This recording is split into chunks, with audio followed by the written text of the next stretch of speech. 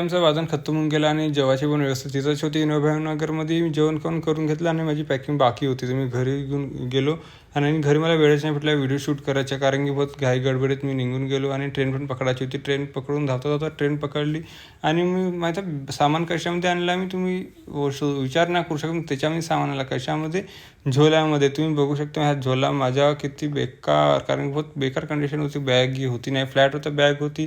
त्यानंतर मी आपलं झोलागी खोलून चेक करून घेतलं बरोबर सामान आणलं आहे की नाही आणलं आहे. थोडी ब्लँकेट, हे शूज आणि थोडं कॅज्युअल वेअर, सोप, शॅम्पू आणि स्कार्फ आणला होता आणि टॉवेल पण होता सोबत. आणि हे माझ्या पथकाचा युनिफॉर्म पण थोडा वेअर करून घेतला. मी तर इकडे जेवण करून घेतो म्हणलं थोडा की फार, कारण की भूत जोरात लागली होती, कारण की आम्ही 12 वाजता जेवलो. त्यानंतर 12 वाजता नंतर आम्ही ते